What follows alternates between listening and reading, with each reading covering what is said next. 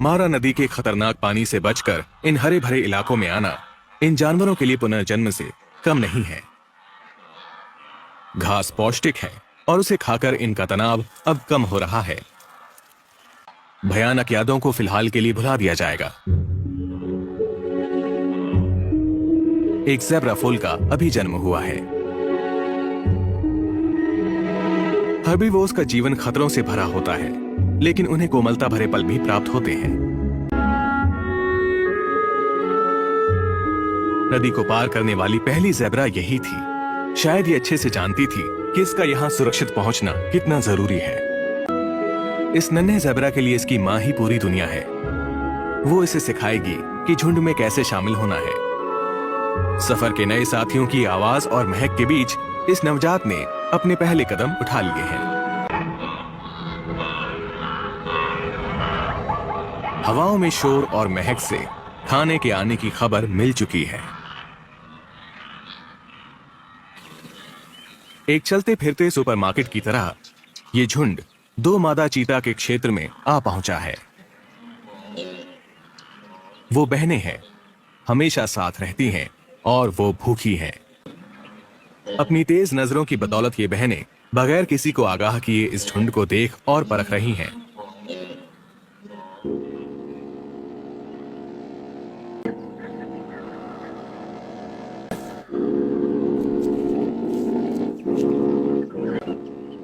वो एक आसान शिकार की तलाश में है, शायद ऐसा जो शारीरिक रूप से कमजोर हो। गजेल का शिकार करना आसान होता है अगर वो घायल हो। कभी कभार वो साथ मिलकर शिकार करती हैं और कभी कभी बारी बारी। आज इन दोनों में से जो तेज है उस बहन की बारी है।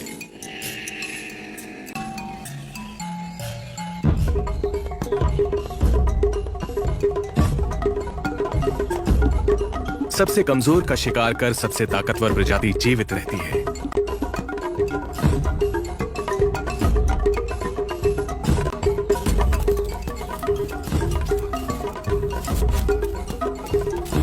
और ऐसे ही बेस्ट जीन्स अपना वंश आगे बढ़ाते हैं। शिकार के दौरान चीते की ताकत बहुत ज्यादा खर्च होती है।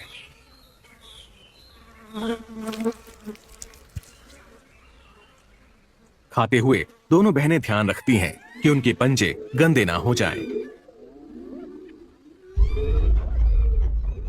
खून से सने पंजों के निशान एक शेर या हाइना को उनकी कड़ी मेहनत से कमाए गए शिकार तक खींच लाएंगे। चीते केवल एक ही काम में माहिर हैं, पीछा करना। एक बड़े शिकारी का मुकाबला करना इनके बस की बात नहीं।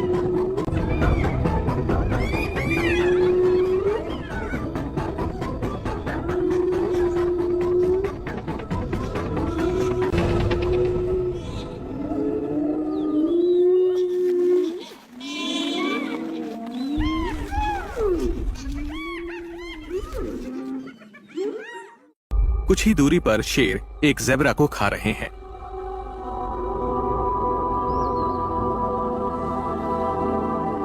ज़ेब्रा की स्ट्राइप्स के बावजूद शेर उसका शिकार कर लेता है।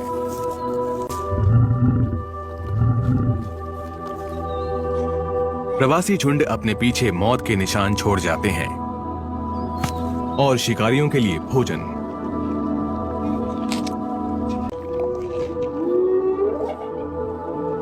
पास ही में कुछ हाइनास अपना खाना खत्म कर रही हैं। उनका भोजन है एक विल्ड बीस्ट।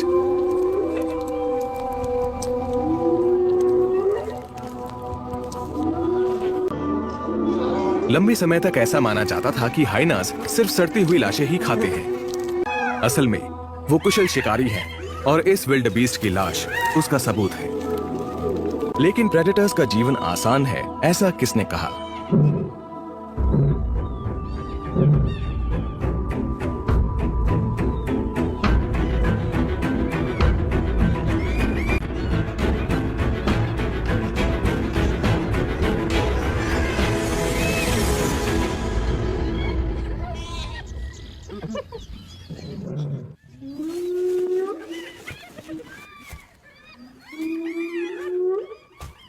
शेरों को हमलों के दौरान आराम भी करना पड़ता है।